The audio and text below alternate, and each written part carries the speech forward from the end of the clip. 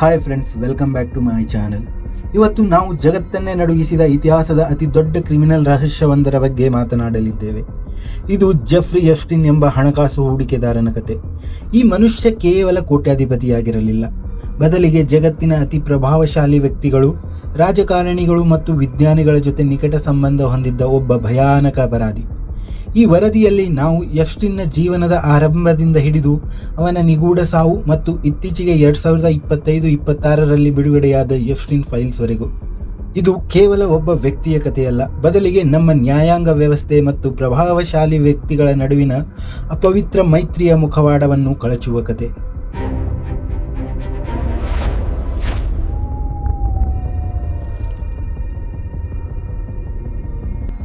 Jeffrey Edward ಎಪ್ಸ್ಟೈನ್ 1953ರಲ್ಲಿ ಜನವರಿ 20ರಂದು ನ್ಯೂಯಾರ್ಕ್ನ ಬ್ರೂಕ್ಲಿನ್ನಲ್ಲಿ ಜನಿಸಿದ. ಅವನ ತಂದೆ ಸೈಮೋರ್ ಎಪ್ಸ್ಟೈನ್ ಉದ್ಯಾನವನಗಳ ಇಲಾಖೆಯಲ್ಲಿ ಕೆಲಸ ಮಾಡುತ್ತಿದ್ದರು ಮತ್ತು ತಾಯಿ ಪೌಲಾ ಶಾಲೆಗಳಲ್ಲಿ ಸಹಾಯಕಿಯಾಗಿದ್ದರು. ಎಪ್ಸ್ಟೈನ್ ಬಾಲ್ಯದಿಂದಲೇ ತುಂಬ ಚುರುಕಾದ ಹುಡುಗನಾಗಿದ್ದ. ಅವನಿಗೆ ಗಣಿತದಲ್ಲಿ ಅಪಾರ ಆಸಕ್ತಿ ಇತ್ತು ಮತ್ತು 5ನೇ ವಯಸ್ಸಿನಲ್ಲೇ ಪಿಯಾನೋ ನುಡಿಸುವುದನ್ನು ಕಲಿತಿದ್ದ. ಅವನ ಬುದ್ಧಿವಂತಿಕೆ ಎಷ್ಟಿತ್ತೆಂದರೆ ಅವನು ಶಾಲೆಯಲ್ಲಿ 2 ಗ್ರೇಡ್ಗಳನ್ನು ಸ್ಕಿಪ್ ಮಾಡಿ ಕೇವಲ 16ನೇ ವಯಸ್ಸಿನಲ್ಲೇ ಹೈಸ್ಕೂಲ್ ಮುಗಿಸಿದ. ಹೈಸ್ಕೂಲ್ ನಂತರ ಅವನು ಕೂಪರ್ ಯೂನಿಯನ್ ಮತ್ತು ನ್ಯೂಯಾರ್ಕ್ ಯೂನಿವರ್ಸಿಟಿಯಲ್ಲಿ ಓದಿದರೂ ಯಾವುದೇ ಪದವಿಯನ್ನು ಪೂರ್ಣಗೊಳಿಸಲಿಲ್ಲ. ಆದರೆ ಪದವಿ ಇಲ್ಲದಿದ್ದರೂ ಅವನಲ್ಲಿ ಅಸಾಧಾರಣವಾದ ಸಂವಹನ ಕಲೆ ಮತ್ತು ಚಾಣಾಕ್ಷತನವಿತ್ತು. ಈ ಚಾಣಾಕ್ಷತನವೇ ಅವನನ್ನು 21ನೇ ವಯಸ್ಸಿನಲ್ಲಿ ನ್ಯೂಯಾರ್ಕ್ನ ಪ್ರತಿಷ್ಠಿತ ಡಾಲ್ಟನ್ ಸ್ಕೂಲ್ನಲ್ಲಿ ಗಣಿತ ಮತ್ತು ಭೌತಶಾಸ್ತ್ರದ ಶಿಕ್ಷಕನಾಗಿ ಮಾಡಿತು. ಒಬ್ಬ ಪದವಿ ಇಲ್ಲದ ವ್ಯಕ್ತಿ ಇಂತಹ ದೊಡ್ಡ ಶಾಲೆಯಲ್ಲಿ ಕೆಲಸ ಗಿಟ್ಟಿಸಿಕೊಂಡಿದ್ದು ಅಚ್ಚರಿಯ ವಿಷಯವೇ ಸರಿ. ಇಲ್ಲಿ ಒಂದು ಮಜವಾದ ವಿಷಯವೇನೆಂದರೆ, ಎಪ್ಸ್ಟೈನ್ ಅಲ್ಲಿ ಶಿಕ್ಷಕನಾಗಿದ್ದಾಗ ಅವನ ವಿದ್ಯಾರ್ಥಿಗಳ ಪೋಷಕರೇ ಜಗತ್ತಿನ ದೊಡ್ಡ ದೊಡ್ಡ ಉದ್ಯಮಿಗಳಾಗಿದ್ದರು. ಇದನ್ನೇ ಬಳಸಿಕೊಂಡ ಎಪ್ಸ್ಟೈನ್ ಅಲ್ಲಿ ಒಬ್ಬ ಪೋಷಕರ ಮೂಲಕ ವಾಲ್ ಸ್ಟ್ರೀಟ್ನ ಪ್ರಖ್ಯಾತ ಹೂಡಿಕೆ ಸಂಸ್ಥೆ ಬಿಯರ್ ಸ್ಟೀನ್ಸ್ನ ಸಿಇಒ ಅಲಾನ್ ಗ್ರೀನ್ಬರ್ಗ್ ಅನ್ನು ಭೇಟಿಯಾದ. 1976ರಲ್ಲಿ ಡಾಲ್ಟನ್ ಸ್ಕೂಲ್ನಿಂದ ಅವನನ್ನು ತೆಗೆದುಹಾಕಿದಾಗ ತಕ್ಷಣವೇ ಬಿಯರ್ ಸ್ಟೀನ್ಸ್ ಸಂಸ್ಥೆಯಲ್ಲಿ ಕೆಲಸಕ್ಕೆ ಸೇರಿದ. ಅಲ್ಲಿಂದ ಅವನ ಹಣದ ಹಸಿವು ಮತ್ತು ಅಧಿಕಾರದ ದಾಹ ಶುರುವಾಯಿತು. ಬಿಯರ್ ಸ್ಟೀನ್ಸ್ನಲ್ಲಿ ಎಪ್ಸ್ಟೈನ್ ತುಂಬ ವೇಗವಾಗಿ ಬೆಳೆದ. ಅವನು ಕೇವಲ 4 ವರ್ಷಗಳಲ್ಲಿ ಅಲ್ಲಿ ಪಾರ್ಟ್ನರ್ ಆಗಿ ನೇಮಕಗೊಂಡ. ಅವನು ಶ್ರೀಮಂತ ಗ್ರಾಹಕರಿಗೆ ತೆರಿಗೆ ಉಳಿಸುವ ಉಪಾಯಗಳನ್ನು ಹೇಳಿಕೊಡುವುದರಲ್ಲಿ ನಿಸ್ಸೀಮನಾಗಿದ್ದ. ಆದರೆ 1981ರಲ್ಲಿ ಕೆಲವು ನಿಯಮಗಳನ್ನು ಉಲ್ಲಂಘಿಸಿದ ಕಾರಣಕ್ಕಾಗಿ ಅವನು ಸಂಸ್ಥೆಯನ್ನು ಬಿಡಬೇಕಾಯಿತು. ಆದರೆ ಇದು ಅವನ ಅಂತ್ಯವಾಗಿರಲಿಲ್ಲ, ಬದಲಿಗೆ ಹೊಸದೊಂದು ಸಾಮ್ರಾಜ್ಯದ ಆರಂಭವಾಗಿತ್ತು. ಎಪ್ಸ್ಟೈನ್ ತನ್ನದೇ ಆದ ಜೆ ಎಪ್ಸ್ಟೈನ್ ಅಂಡ್ ಕಂಪನಿ ಎಂಬ ಸಂಸ್ಥೆಯನ್ನು ಶುರು ಮಾಡಿದ. ಅವನ ಕಂಪನಿಯ ಒಂದು ವಿಚಿತ್ರ ನಿಯಮವೇನೆಂದರೆ, ಕೇವಲ $1 ಬಿಲಿಯನ್ ಹೆಚ್ಚು ಆಸ್ತಿ ಇರುವವರು ಮಾತ್ರ ಅವನ ಗ್ರಾಹಕರಾಗಬಹುದು. ಈ ಸಮಯದಲ್ಲಿ ಅವನಿಗೆ ಸಿಕ್ಕ ಅತಿದೊಡ್ಡ ಗ್ರಾಹಕ ಎಂದರೆ ಲೆಸ್ಲಿ ವೆಕ್ಸ್ನರ್. ವೆಕ್ಸ್ನರ್ ತನ್ನ ಸಂಪೂರ್ಣ ಆಸ್ತಿಯ ಅಧಿಕಾರವನ್ನು ಎಪ್ಸ್ಟೈನ್ ಕೈಗೆ ಕೊಟ್ಟಿದ್ದರು. ಇದರಿಂದ ಎಪ್ಸ್ಟೈನ್ ತನ್ನ ಐಷಾರಾಮಿ ಜೀವನ ಮತ್ತು ಕ್ರಿಮಿನಲ್ ಕೆಲಸಗಳಿಗೆ ಬೇಕಾದ ಹಣವನ್ನು ಸಂಪಾದಿಸಿದ. ಅವನ ವ್ಯವಹಾರಗಳು ಹೆಚ್ಚಾಗಿ ತೆರಿಗೆ ವಿನಾಯಿತಿ ಇರುವ ವರ್ಜಿನ್ ಐಲ್ಯಾಂಡ್ಸ್ನಂತಹ ಕಡೆಗಳಲ್ಲಿ ನಡೆಯುತ್ತಿದ್ದವು. ಅಲ್ಲಿ ಅವನ ಕಂಪನಿಗಳು 1999ರಿಂದ 2018ರ ನಡುವೆ ಸುಮಾರು $800 ಮಿಲಿಯನ್ ಆದಾಯ ಗಳಿಸಿದವು ಎಂದು ವರದಿಗಳು ಹೇಳುತ್ತವೆ. JP ಮೋರ್ಗನ್ ಮತ್ತು ಡಾಯ್ಚ್ ಬ್ಯಾಂಕ್ನಂತಹ ದೊಡ್ಡ ಬ್ಯಾಂಕುಗಳ ಮೂಲಕ ಎಪ್ಸ್ಟೈನ್ ಕೋಟ್ಯಾಂತರ ರೂಪಾಯಿಗಳ ವರ್ಗಾವಣೆ ಮಾಡುತ್ತಿದ್ದ. ಎಪ್ಸ್ಟೈನ್ನ ಕ್ರಿಮಿನಲ್ ಸಾಮ್ರಾಜ್ಯದಲ್ಲಿ ಅತಿ ಮುಖ್ಯ ವ್ಯಕ್ತಿ ಎಂದರೆ ಗ್ಲಿಸೆನ್ ಮ್ಯಾಕ್ಸ್ವೆಲ್. ಇವಳು ಬ್ರಿಟಿಷ್ ಮಾಧ್ಯಮ ಉದ್ಯಮಿ ರಾಬರ್ಟ್ ಮ್ಯಾಕ್ಸ್ವೆಲ್ನ ಮಗಳು. 1990ರ ದಶಕದ ಆರಂಭದಲ್ಲಿ ಎಪ್ಸ್ಟೈನ್ ಮತ್ತು ಮ್ಯಾಕ್ಸ್ವೆಲ್ ಭೇಟಿಯಾದರು. ಆರಂಭದಲ್ಲಿ ಇವರು ಪ್ರೇಮಿಗಳಾಗಿದ್ದರು. ನಂತರ ಮ್ಯಾಕ್ಸ್ವೆಲ್ ಎಪ್ಸ್ಟೈನ್ನ ಮುಖ್ಯ ಸಹಚರಿಯಾಗಿ ಕೆಲಸ ಮಾಡಿದಳು. ಮ್ಯಾಕ್ಸ್ವೆಲ್ ಕೆಲಸ ಏನಿತ್ತು ಗೊತ್ತಾ? ಅವಳು ಎಪ್ಸ್ಟೈನ್ಗೆ ಬಾಲಕಿಯರನ್ನು ಹುಡುಕಿ ತರುವ ಕೆಲಸ ಮಾಡುತ್ತಿದ್ದಳು. ದೊಡ್ಡ ಮನೆತನದವಳಾಗಿದ್ದ ಮ್ಯಾಕ್ಸ್ವೆಲ್ ತನ್ನ ಪ್ರಭಾವವನ್ನು ಬಳಸಿ ಬಾಲಕಿಯರ ವಿಶ್ವಾಸ ಗಳಿಸುತ್ತಿದ್ದಳು. ಅವರಿಗೆ ಶಿಕ್ಷಣ ಕೊಡಿಸುವುದಾಗಿ ಅಥವಾ ಕೆಲಸ ಕೊಡಿಸುವುದಾಗಿ ನಂಬಿಸಿ ಎಪ್ಸ್ಟೈನ್ ಬಳಿ ಕರೆತರುತ್ತಿದ್ದಳು. ಮ್ಯಾಕ್ಸ್ವೆಲ್ ಬಾಲಕಿಯರನ್ನು ಮಸಾಜ್ ಮಾಡಲು ತರಬೇತಿ ನೀಡುತ್ತಿದ್ದಳು ಮತ್ತು ಅವರು ಹೇಗೆ ಎಪ್ಸ್ಟೈನ್ನನ್ನು ಖುಷಿಪಡಿಸಬೇಕು ಎಂದು ಹೇಳಿಕೊಡುತ್ತಿದ್ದಳು. ಬಾಲಕಿಯರು ಎದುರಿಸುತ್ತಿದ್ದ ದೌರ್ಜನ್ಯದ ಹಿಂದೆ ಮ್ಯಾಕ್ಸ್ವೆಲ್ ಅವರ ಕೈವಾಡ ದೊಡ್ಡದಾಗಿತ್ತು ಎಂದು ನ್ಯಾಯಾಲಯದಲ್ಲೂ ಸಾಬೀತಾಗಿದೆ. ಎಪ್ಸ್ಟೈನ್ ತನ್ನ ಅಪರಾಧಗಳನ್ನು ಮಾಡಲು ಕೇವಲ ಹಣವನ್ನಷ್ಟೇ ಅಲ್ಲ, ಕೆಲವು ಐಷಾರಾಮಿ ಜಾಗಗಳನ್ನು ವ್ಯವಸ್ಥಿತವಾಗಿ ಬಳಸಿಕೊಂಡಿದ್ದ. ಇದರಲ್ಲಿ ಮುಖ್ಯವಾದವು ಲಿಟಲ್ ಸೇಂಟ್ ಜೇಮ್ಸ್ ದ್ವೀಪ. ಇದನ್ನು ಜನರು ಪೀಡೋಫೈಲ್ ಐಸ್ಲ್ಯಾಂಡ್ ಅಥವಾ ಕಾಮದ ದ್ವೀಪವೆಂದು ಕರೆಯುತ್ತಿದ್ದರು. 1998ರಲ್ಲಿ ಎಪ್ಸ್ಟೈನ್ ಈ ದ್ವೀಪವನ್ನು ಸುಮಾರು $8 ಮಿಲಿಯನ್ ಖರೀದಿಸಿದ. ಇಲ್ಲಿ ಒಂದು ನೀಲಿ ಬಣ್ಣದ ಗೆರೆಗಳಿರುವ ನಿಗೂಢ ಕಟ್ಟಡವಿತ್ತು. ಇದನ್ನು ದೇವಸ್ಥಾನ ಎಂದು ಕರೆಯಲಾಗುತ್ತಿತ್ತು. ಇದರ ಮೇಲೆ ಚಿನ್ನದ ಬಣ್ಣದ ಗುಮ್ಮಟವಿತ್ತು. ಈ ಜಾಗಕ್ಕೆ ಪ್ರಪಂಚದ ಅತಿದೊಡ್ಡ ರಾಜಕಾರಣಿಗಳು ಮತ್ತು ಉದ್ಯಮಿಗಳು ಬರುತ್ತಿದ್ದರು.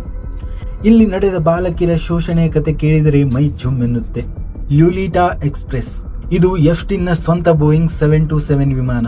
ಈ ವಿಮಾನದ ಒಳಗಡೆ ಕುಳಿತುಕೊಳ್ಳಲು ಸೀಟುಗಳಿಗಿಂತ ಹೆಚ್ಚಾಗಿ ಮಲಗಲು ಹಾಸಿಗೆಗಳೇ ಹೆಚ್ಚಿದ್ದವು. ಈ ವಿಮಾನದ ಮೂಲಕವೇ ಬಾಲಕಿಯರನ್ನು ಒಂದು ದೇಶದಿಂದ ಇನ್ನೊಂದು ದೇಶಕ್ಕೆ ಸಾಗಿಸಲಾಗುತ್ತಿತ್ತು. ಈ ವಿಮಾನದಲ್ಲಿ ಅಮೆರಿಕದ ಮಾಜಿ ಅಧ್ಯಕ್ಷ ಬಿಲ್ ಕ್ಲಿಂಟನ್ ಸೇರಿದಂತೆ ಅನೇಕ ಗಣ್ಯರು ಪ್ರಯಾಣಿಸಿದ್ದರು ಎಂಬುದು ವಿಮಾನ ದಾಖಲೆಗಳಿಂದ ತಿಳಿದು ಬಂದಿದೆ.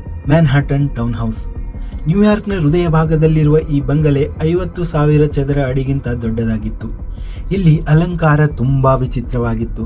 ಮನೆಯ ಗೋಡೆಗಳ ಮೇಲೆ ಕೃತಕ ಕಣ್ಣುಗಳು ಸಾಲಾಗಿ ಹಾಕಲಾಗಿತ್ತು. ಅಷ್ಟೇ ಅಲ್ಲದೆ ಬಿಲ್ ಕ್ಲಿಂಟನ್ ನೀಲಿ ಬಣ್ಣದ ಫ್ರಾಕ್ ತೊಟ್ಟಿರುವ ವಿಚಿತ್ರ ಚಿತ್ರವೊಂದು ಇಲ್ಲಿ ಪ್ರದರ್ಶಿಸಲಾಗಿತ್ತು. ಎಫ್ಸ್ಟೀನ್ ಅಷ್ಟು ಸುಲಭವಾಗಿ ಕಾನೂನಿನಿಂದ ತಪ್ಪಿಸಿಕೊಳ್ಳಲು ಕಾರಣ ಅವನ ಸ್ನೇಹ ವಲಯ. ಅವನು ಪ್ರತಿಯೊಬ್ಬ ದೊಡ್ಡ ವ್ಯಕ್ತಿಯ ಜೊತೆಗೂ ಸಂಬಂಧ ಇಟ್ಟುಕೊಂಡಿದ್ದ.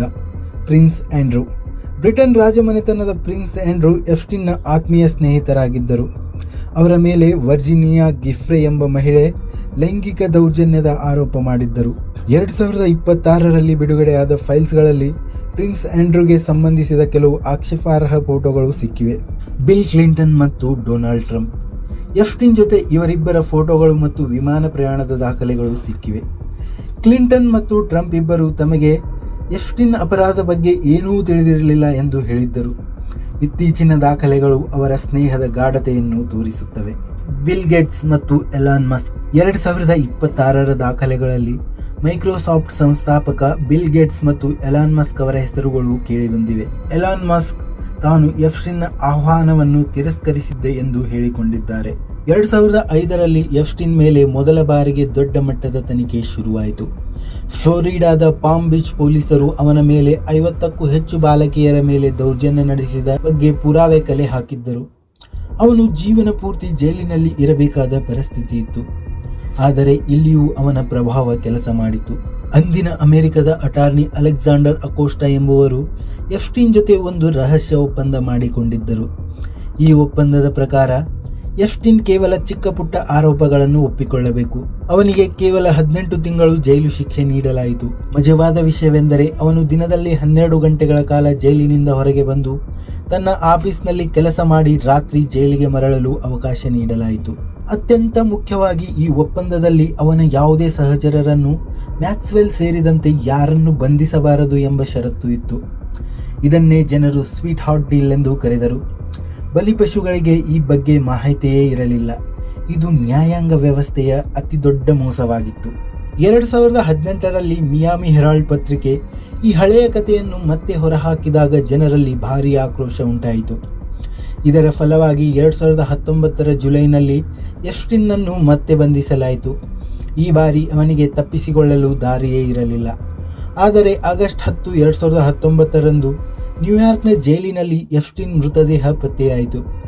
ಅವನು ಆತ್ಮಹತ್ಯೆ ಮಾಡಿಕೊಂಡಿದ್ದಾನೆ ಎಂದು ಸರ್ಕಾರ ಹೇಳಿದರೂ ಇದರ ಹಿಂದೆ ದೊಡ್ಡ ಷಡ್ಯಂತ್ರ ಇದೆ ಎಂದು ಇಂದಿಗೂ ಅನೇಕರು ನಂಬುತ್ತಾರೆ. ಸಾವಿನ ಸಮಯದ ಕೆಲವು ಅನುಮಾನಾಸ್ಪದ ಸಂಗತಿಗಳು. ಜೈಲಿನ ಇಬ್ಬರು ಕಾವಲುಗಾರರು ಆ ಸಮಯದಲ್ಲಿ ಮಲಗಿದ್ದರು ಮತ್ತು ಆನ್ಲೈನ್ ಶಾಪಿಂಗ್ ಮಾಡುತ್ತಿದ್ದರು. ಜೈಲಿನ ಒಳಗಿದ್ದ 2 ಕ್ಯಾಮೆರಾಗಳು ಆ ದಿನ ಕೆಲಸ ಮಾಡುತ್ತಿರಲಿಲ್ಲ. ಅವನ ಕತ್ತಿನ ಮೂಳೆಗಳು ಮುರಿದಿದ್ದವು.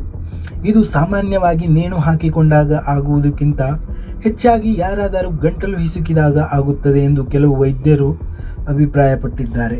ಎಫ್ಸ್ಟೀನ್ ಸತ್ತರೂ ಅವನ ರಹಸ್ಯಗಳು ಸಾಯಲಿಲ್ಲ. 2025ರ ಕೊನೆಯಲ್ಲಿ ಎಫ್ಸ್ಟೀನ್ ಫೈಲ್ ಟ್ರಾನ್ಸ್ಪರೆನ್ಸಿ ಆಕ್ಟ್ ಎಂಬ ಹೊಸ ಕಾನೂನಿನ ಮೂಲಕ ಸುಮಾರು 35 ಲಕ್ಷಕ್ಕೂ ಹೆಚ್ಚು ಪುಟಗಳ ದಾಖಲೆಗಳು ಬಿಡುಗಡೆಯಾದವು.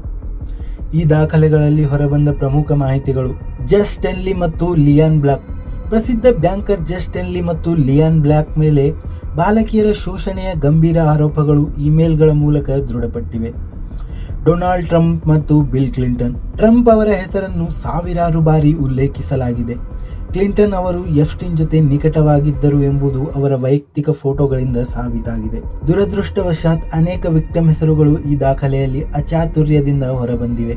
ಇದು ವಿಕ್ಟಿಮ್ಗಳಿಗೆ ಮತ್ತಷ್ಟು ನೋವುಂಟು ಮಾಡಿದೆ. ಎಫ್ಸ್ಟೀನ್ ಆಸ್ತಿ ಸುಮಾರು $600 ಮಿಲಿಯನ್ ಇತ್ತು.